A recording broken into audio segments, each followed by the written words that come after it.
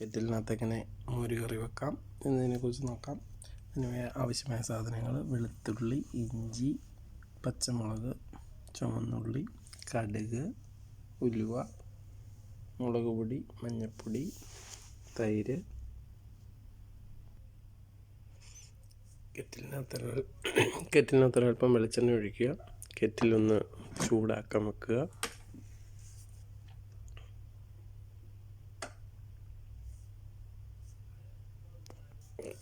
Kettle നല്ലതായിട്ട് ചൂടായിട്ടുണ്ട്. കെറ്റിലെടുത്ത് താഴെ വെച്ചതിന് ശേഷം കടുകും ഉലുവായും കൂടെ നമുക്ക് അതിനകത്തോട്ട് ഇട്ട് കൊടുക്കാം.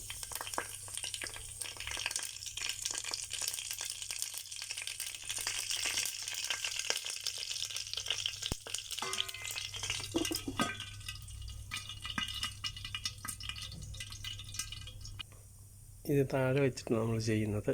ഇതിപ്പോൾ നമുക്ക് കാണാം കടുക് ഉലുവ എല്ലാം പൊട്ടിയിട്ടുണ്ട്. അപ്പം ഞാൻ ചോപ്പ് ചെയ്ത് വെച്ചിരിക്കുന്ന ഇഞ്ചി, വെളുത്തുള്ളി, പച്ചമുളക്, ചുവന്നുള്ളി ഇതെല്ലാം കൂടെ അതിനകത്ത് ഇട്ട് കൊടുക്കുകയാണ്.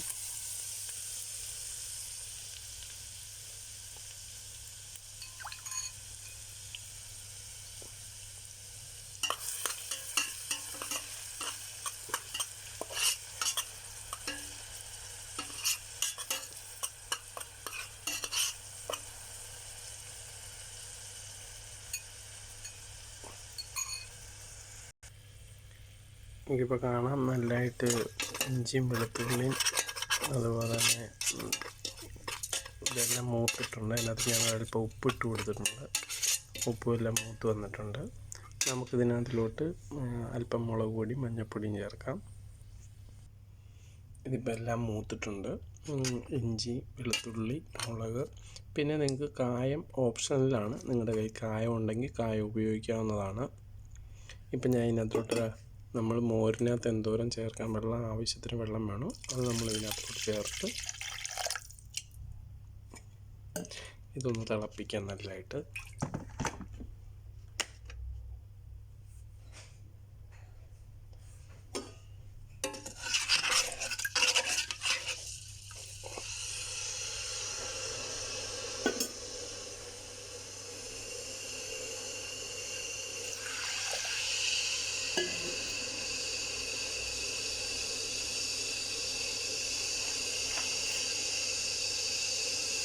ഇപ്പം നല്ലതായിട്ട് തിളച്ചിട്ടുണ്ട്. ഇതിനകത്തോട്ട് നമുക്കിപ്പോൾ തൈര് ചേർത്ത് ഇളക്കാവുന്നതാണ്.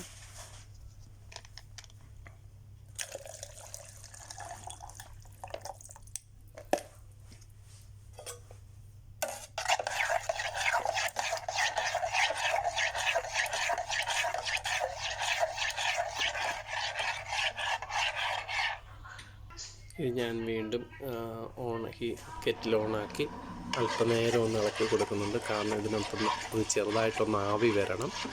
ആവി വന്നതിന് ശേഷം നമുക്കിത് താത്ത് വെക്കാം.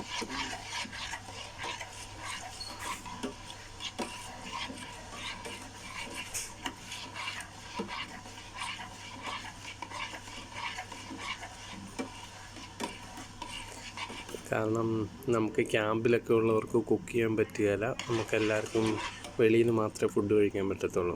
അപ്പം അങ്ങനെയുള്ളവർക്ക് മാത്രമായിട്ടാണ് കെറ്റിലിനകത്ത് നമുക്ക് ഈ മോരുകറി തയ്യാറാക്കാൻ പറ്റുന്നത്. ഇപ്പം മോരുകറി റെഡി ആയിട്ടുണ്ട്. ഇതിനെയും നല്ലതായിട്ട് ഇളക്കുക. നല്ല ചൂടുണ്ട് ഇപ്പോൾ ഇതിന്. അതുകൊണ്ട് നല്ലതായിട്ട് ഇളക്കി നമുക്ക് ഇത് ഉപയോഗിക്കാവുന്നതാണ്. കുറച്ച് നേരമേ ഞാൻ ഈ മോരുകറി ഇറക്കി താഴെ വെച്ചിട്ട് ഇപ്പം അത് ഏകദേശം തണുത്തിട്ടുണ്ട്. തണുക്കുമ്പോൾ ഞാൻ ഇത് ഒരു കുപ്പിയിലോട്ടാക്കി മാറ്റി വെക്കുകയാണ്. ഇനി നിങ്ങൾക്ക് ആവശ്യം പോലെ ഉപയോഗിക്കാം. Thank you.